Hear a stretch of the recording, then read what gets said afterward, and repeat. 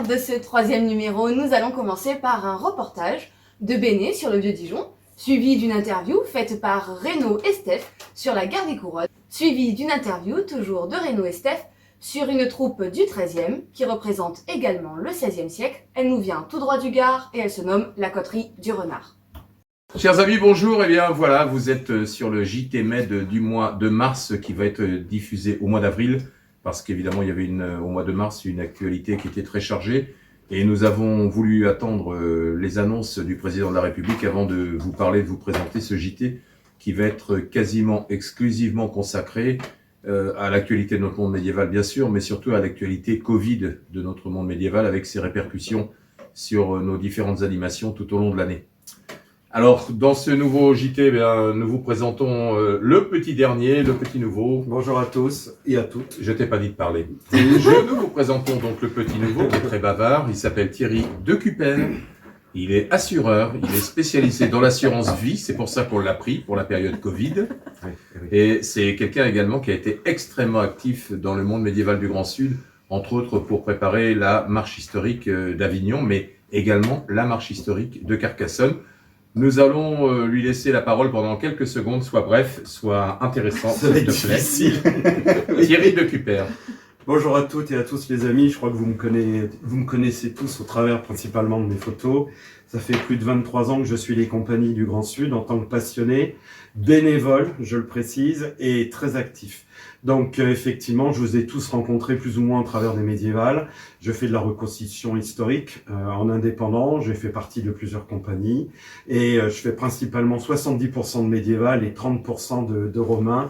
Et vous êtes quelque part une famille parce que c'est toute cette histoire, tout ce que vous faites transpirer dans votre passion, bah, ça me plaît. Et comme j'ai la chance d'avoir au travers de mon activité, puisque je suis un assureur qui assure, mais en indépendant, je fais aussi du contrat obsèque.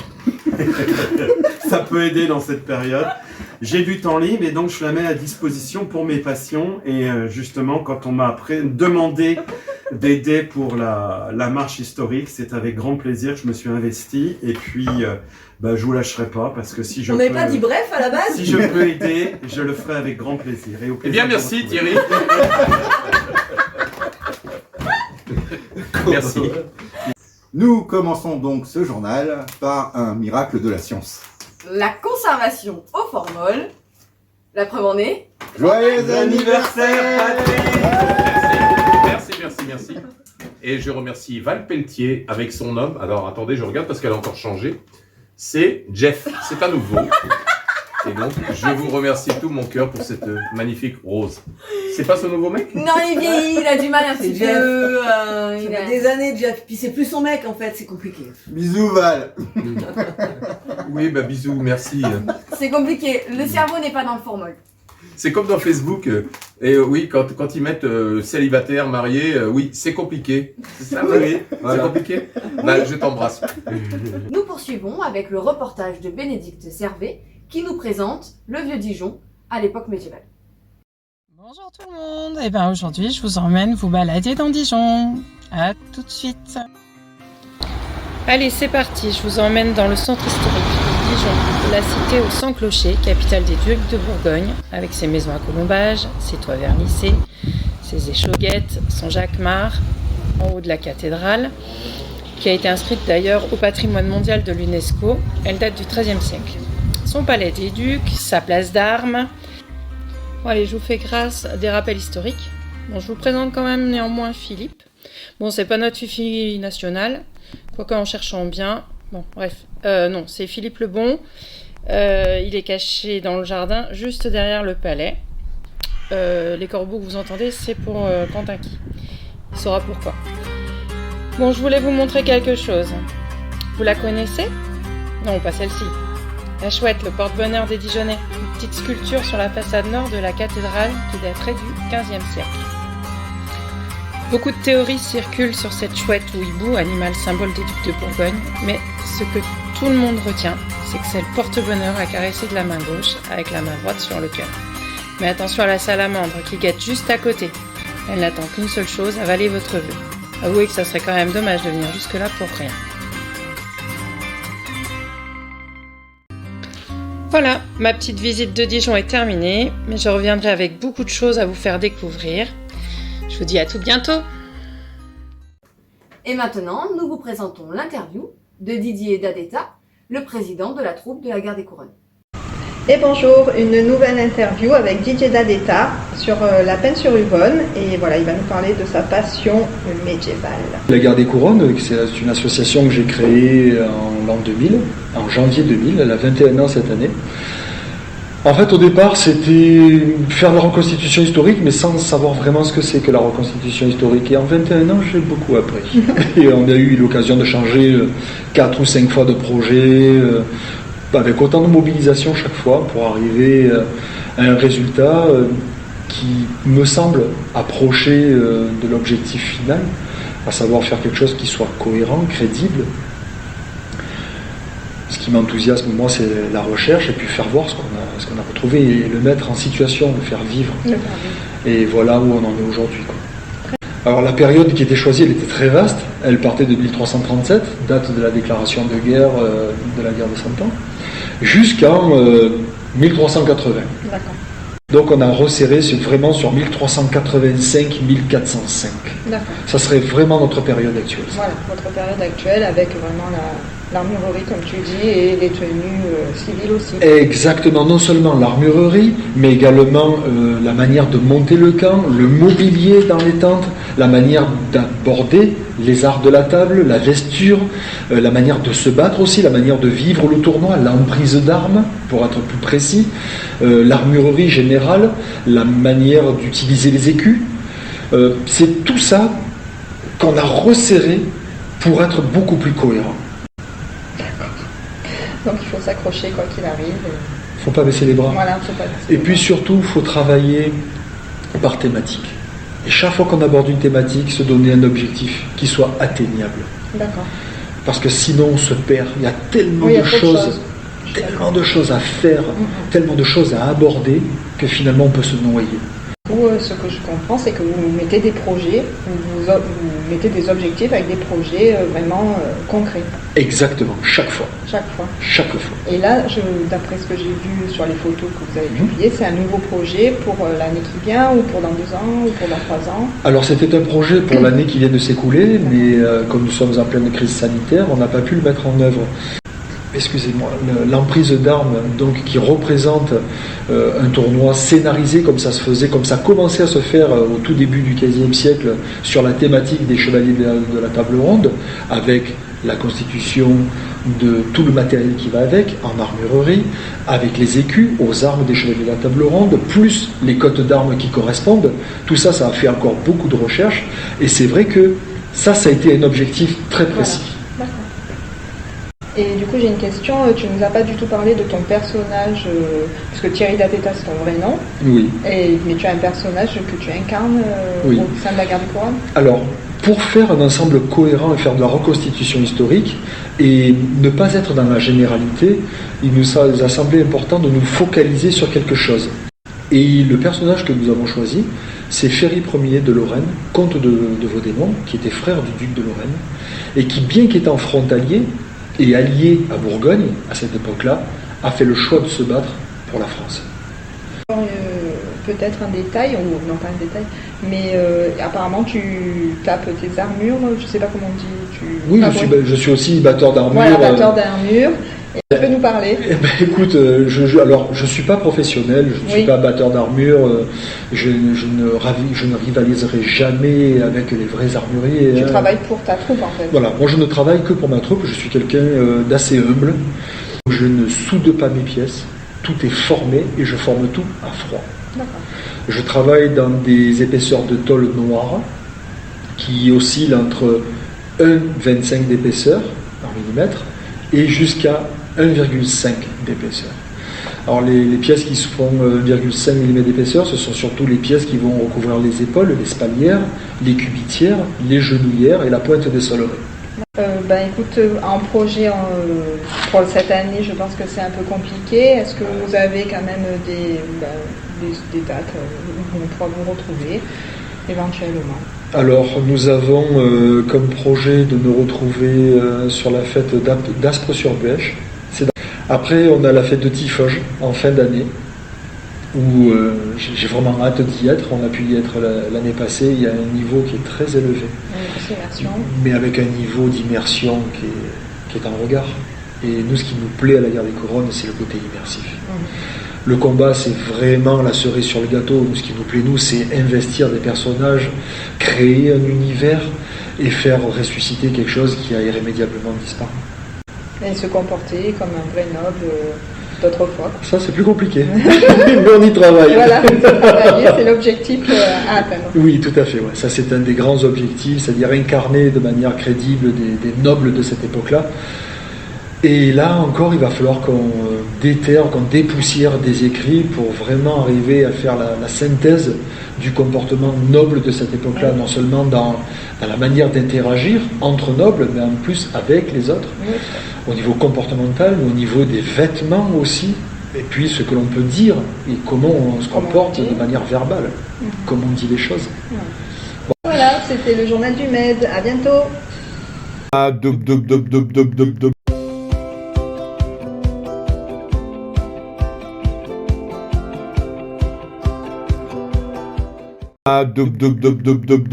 Bien, parlons maintenant du futur proche du monde médiéval, en tout cas du monde historique, suite aux annonces gouvernementales que tout le monde a entendues hier au soir. Il est évident qu'il ne va rien se passer au mois de mai, on en est quasiment sûr, ou peut-être à la toute fin mai, pour des petits événements extérieurs, donc des médiévales, mais ça nous semble quand même largement compromis. On peut avoir un espoir raisonnable sur ce qui va se passer au mois de juin. En tout cas, sachez que le marché de l'histoire d'Orange, qui est prévu les 19 et 20 juin, est maintenu, que le marché de l'histoire de Compiègne, qui est prévu le week-end d'après, c'est-à-dire les 26 et 27 juin, est maintenu. Alors la mauvaise nouvelle, c'est que la fête du Beaucéant du mois de mai, elle, a été supprimée, elle est plutôt reportée sur 2022, et que je pense que toutes les fêtes qui étaient prévues au mois de mai, de toute façon, vont être annulées par décision gouvernementale, ou en tout cas pour suivre les prescriptions gouvernementales.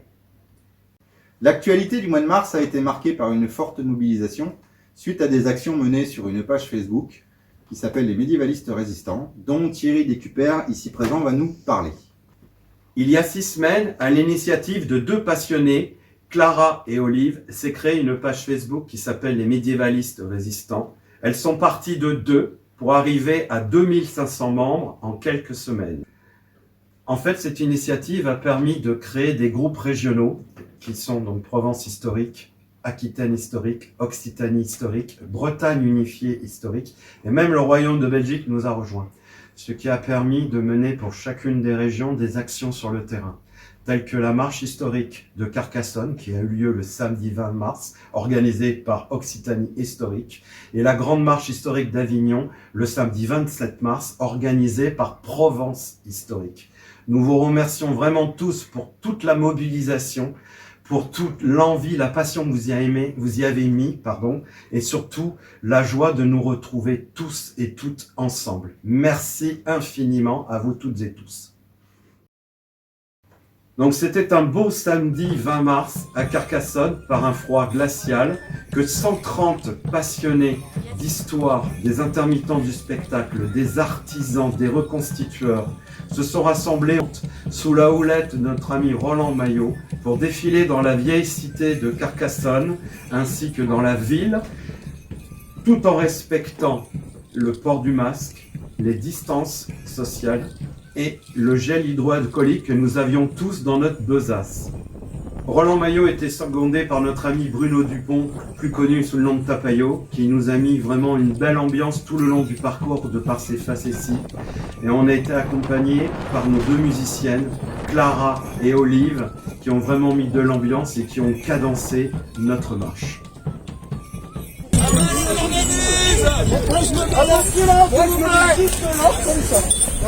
Un petit rappel de pourquoi nous sommes ici aujourd'hui. Nous sommes celles et ceux qui embellissent vos dimanches, vos soirées, vos vies. Nous sommes dans les festivités historiques, les fêtes de village. Nous sommes les petites mains du rêve et de l'imaginaire. Nous sommes une partie de l'histoire vivante du pays. Bénévoles, intermittents, musiciens, commerçants et artisans. Nous sommes en train de mourir, loin de vos yeux. Sauvez-nous, sauvez-vous, aidez-nous à rouvrir les lieux culturels et festifs. Aidez-nous à faire revivre les fêtes de village, les fêtes médiévales et historiques. Aidez-nous à faire vivre notre patrimoine, notre histoire. Nous sommes respectueux des lois, et plutôt que de nous laisser asphyxier sans bruit, nous préférons appeler à la désobéissance civile. Oui.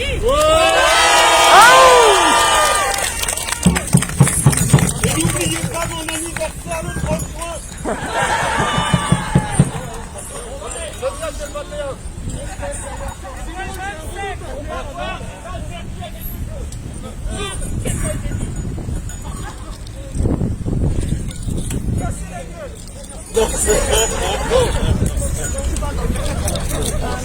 Il fallait participer à construire ce rêve commun.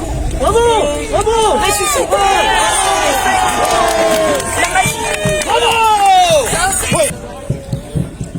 Allez, quand je passe, on fait une hola, on est en direct sur Facebook. Attention, je passe.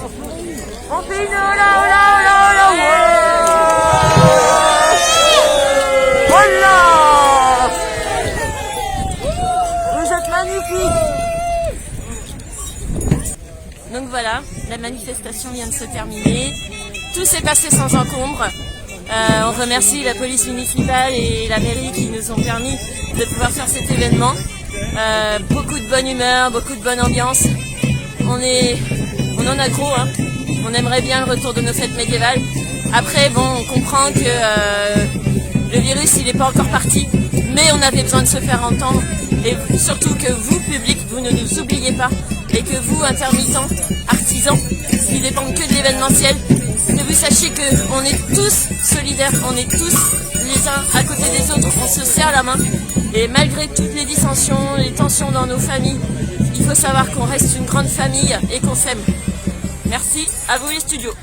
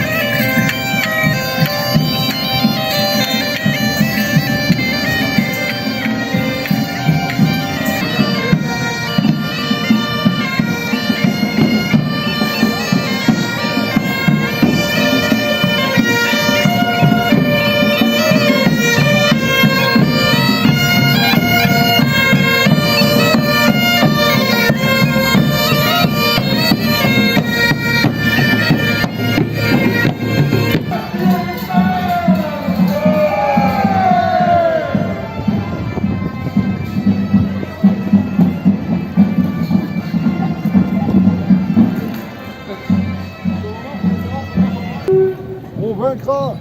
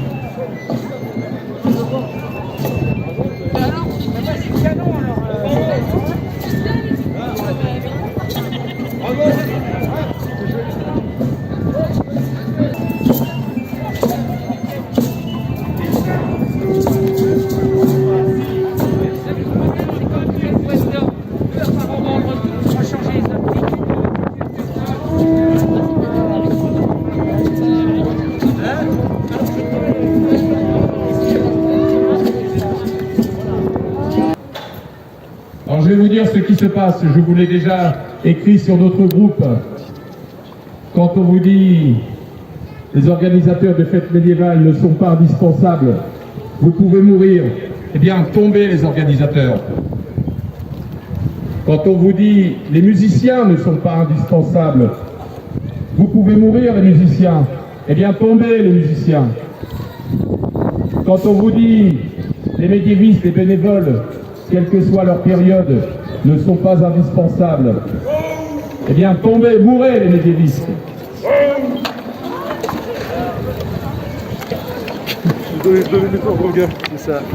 Ah, je sais plus où j'en étais. Et je peux vous donner un message du gouvernement, ils aimeraient bien que vous mouriez en silence. Nous aussi, on aimerait bien.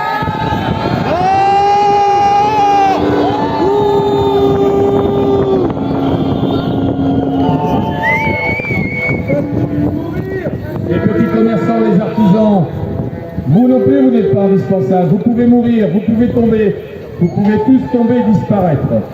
Qu'est-ce qu'il va rester? Qu'est-ce que c'est qu'un peuple qui n'a plus d'histoire? C'est une nation qui n'a plus d'âme. Un pays qui ne sait pas d'où il vient, il ne sait forcément pas où il doit aller. Et ça, nous ne l'accepterons pas. Alors je vous le dis, debout les morts, levez-vous.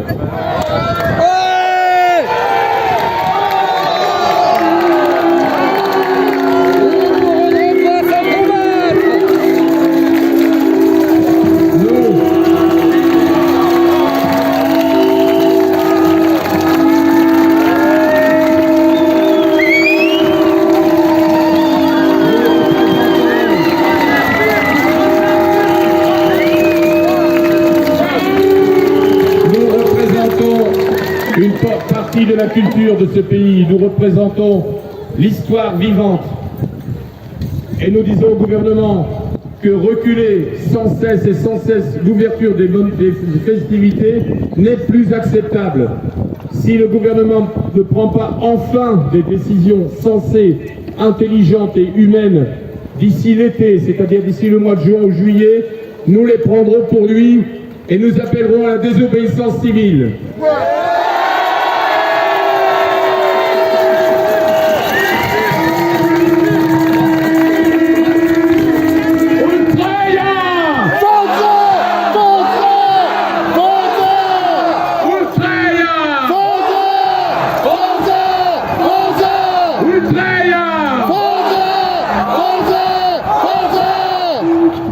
Cette journée restera dans notre histoire parce que c'est la première fois que nous descendons dans la rue revendiquée. Je vous remercie à tous d'être venus. Pour terminer, vous vous êtes conduits de façon exemplaire avec les masques, en respectant les distances, en ayant tous votre gel. Je sais que beaucoup d'entre vous ne se sont pas vus depuis 1 an et demi. Si vous devez manger ensemble, vous faites des petits groupes de 6, bien séparés par 1,5 mètre. Si vous vous levez, vous mettez votre masque. Vous respectez jusqu'au bout les mesures, parce que c'est notre image. C'est l'image de la reconstitution historique que vous représentez ici. Je vous dis à tous à bientôt, certainement à la Rose d'Or. Ultreia! Merci.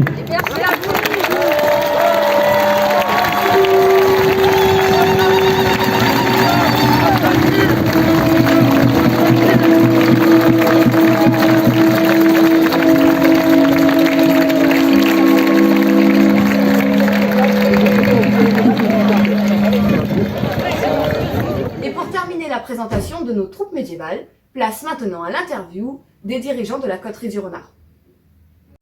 Et voilà, pour le journal du Med, on est de retour sur Avignon, plus exactement à Montfavet, pour vous présenter ces petits personnages-là. Allez, présentez-vous vous-même, s'il vous plaît. Vas-y, Eric.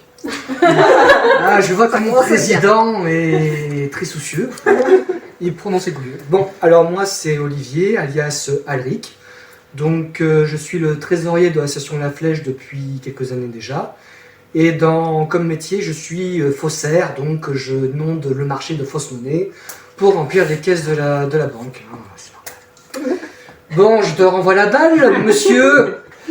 Bon, moi, je suis Gerald von Altenburg, donc au sein de l'association, donc dans la Coterie du Renard, je suis le seigneur un peu de la compagnie. Je fais partie du Saint-Empire romain germanique et j'ai été seigneur teutonique. Et sinon, accessoirement, je suis le président de l'association. Juste accessoirement. Juste accessoirement. La tête de l'association. Pour faire beau, mais c'est pas réussi. Moi, je suis Léa et mon personnage, c'est Brunhilde von Altenburg, donc sa femme, que dans le médiéval. Attention, ce point-là, il y tient bien. Moi, je suis la vice-présidente en charge de la section médiévale, donc la coterie du Renard, sinon, moi, mon personnage, donc haute noblesse danoise, parce que pourquoi pas, j'aime bien, c'est quelque chose qui me plaît, et j'ai rejoint l'assaut plus récemment. Donc ça fait 2-3 ans maintenant que je suis là. Et voilà, que je m'amuse bien avec cette joyeuse bande de fous. Oui, ça se voit. Comme elle aussi. Alors, et toi? Bonjour, et moi c'est Maëva, alias Agnieszka. Il n'y a pas de nom, il n'y a pas de titre, parce que je suis la pauvre de la troupe, la bâtarde, Voilà, j'ai choisi le pire des personnages, je pense, mais j'aime bien. Voilà, et je suis la secrétaire de l'association. Je gère parce que ça m'amuse beaucoup de faire plein de papiers différents. C'est pour ça que j'en ai fait mon métier. D'accord. À noter qu'on est également une asso multi-époque et qu'on ne fait pas que du médiéval avec la coterie du Renard. On fait également du lance-quenet avec les chiens du roi, du corsaire avec les chacals. Voilà, les chacals. Les chacos. Oui. Avec elle la face. On attendait. Très bien. En tant que troupe médiévale, votre spécialité, c'est quoi? Ça a commencé par l'arbalète, en spécialité. C'est clairement l'arbalète, ouais. D'ailleurs. Voilà, un petit échantillon que On ne tire pas sur la journaliste. Non. La journaliste est protégée, hein. Nous tenons nos bonnes relations. Oui, sinon attention à vous. Voilà, donc nous faisons des démonstrations de tir pour petits et grands, bien entendu. D'accord. Et en fait, oui, la coterie du Renard, vous êtes 13e, basé 13e. C'est ça, c'est fin 12e, toute fin 12e et principalement début 13e. D'accord. Donc, vous nous avez parlé de vos spécialités. Est-ce que vous avez des projets, des objectifs, des ateliers et éventuellement aussi un endroit que vous aimeriez investir pour faire revivre votre passion? Moi je sais que j'aimerais bien développer un peu plus parce que merci le confinement, je me suis vachement plus mise à la couture. Tu sais, c'est le genre de truc que tu veux toujours faire, t'as jamais le temps. Bah là on l'a eu le temps, donc merci pour ça. Et du coup j'aimerais bien développer un peu plus la présentation du costume médiéval, donc du coup début 13e et ce côté un peu plus textile. C'est de bonnes idées. Et du coup, bon, on a parlé un petit peu de vos personnages, l'importance pour vous de l'historicité. Est-ce que c'est vraiment quelque chose qui vous tient à cœur ou est-ce que bon, vous faites avec, plus ou moins?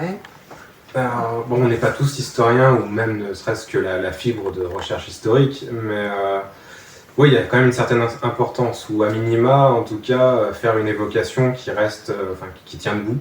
Et de pouvoir aussi concrètement expliquer au public ce qui est historique ou ce qui ne l'est pas sur son costume, sur son histoire.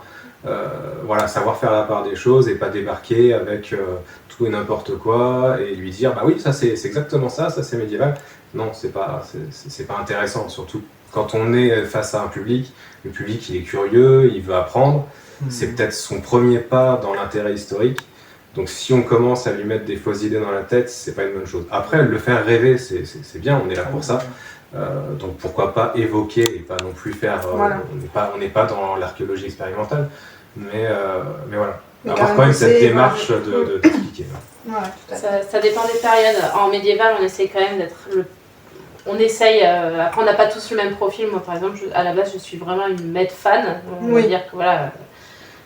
l'histoire, bon, j'ai toujours adoré, mais j'ai pas j'ai pas les connaissances ou je sais pas faire les recherches nécessaires pour. Heureusement, j'ai des bons amis qui le font pour moi. Mais après, dans d'autres périodes, genre par exemple en corsaire, je sais que normalement les femmes, on est censé se travestir. Il y a les jupes, tout ça, c'est pas du tout historique. Mais on a quand même le sens du spectacle, donc c'est un peu, voilà, on joue aussi dessus. Oui, bien sûr. Mais nous, notre priorité, c'est voilà, de dire au public, nous on est habillés comme ça, c'est historique, c'est pas historique. Oui, voilà, on fait la d'expliquer. différence, voilà. Exactement. Et du coup, vos sources, c'est Internet ou autre? Ah, plus bouquin quand même. Voilà. Et du coup, un bouquin de chevet que vous aimez particulièrement, etc. Là, il n'y en a pas qu'un. Bah, compliqué, hein.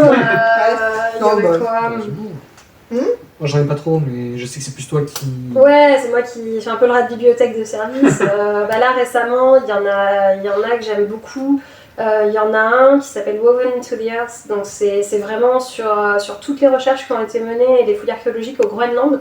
Ils ont trouvé des tissus dans un état de conservation absolument fabuleux. D'accord. Alors il y a quand même plus 14e, mais il y a quand même un peu du 13e dedans, et il y a vraiment des tenues complètes, enfin, c'est fabuleux. D'accord. Et du coup, ils ont quand même pas mal dans ce bouquin mis en rapport avec la mode européenne de cette période. Et franchement, pour un bouquin archéologique, je pensais pas le dévorer autant et me régaler autant à lire. Bon, il est qu'en anglais, hein, ils l'ont pas sorti en français, mais moi, ça a été vraiment ma belle découverte récemment. D'accord. Et après, les grands classiques, hein, le costume médiéval au XIIIe siècle, forcément. Ouais, c'est sûr. Et voilà, très bien. Bah écoute, un petit mot de la fin si vous avez chacun, ou alors tous ensemble, ou votre cri, je ne sais pas. Dans la série des bonnes nouvelles et suite aux annonces gouvernementales qui vous interdisent de circuler sans bonne raison au-delà de 10 km autour de chez vous, eh bien, nous avons le plaisir de vous annoncer une vente live suivie d'une vente aux enchères de matériel médiéval. Ça concernera du matériel en cuir, tout ce qui concerne le comptoir des légendes, du matériel d'armement défensif, tout ce qui concerne At Historia avec les casques, les pièces d'armure, les chaussures, mais également des vêtements avec toute la collection de notre ami Scapi, les shops de Scapi. Nous vous donnons donc rendez-vous, notez bien cette date et cette heure, à 14 h sur ce réseau. Et maintenant, une annonce très sérieuse. Suite aux conséquences de la crise sanitaire actuelle, la fauconnerie Gryffondor est à la recherche active d'un terrain. Nous recherchons un terrain à la vente, dans un prix raisonnable, ou alors en location longue durée, avec les critères suivants. Un terrain d'une superficie minimum de 3000 m² pour y installer tous nos animaux, comprenant si possible l'eau et l'électricité, ou du moins minimum en bordure de terrain, et situé si possible dans le Gard. Maintenant, on peut envisager dans les départements limitrophes. Et vous retrouverez, comme d'habitude, à la fin du journal, le calendrier des fêtes médiévales. Eh bien, merci à vous trois, et puis merci à vous de nous avoir suivis jusqu'à la fin. Et nous vous donnons maintenant rendez-vous au mois prochain sur TVMed.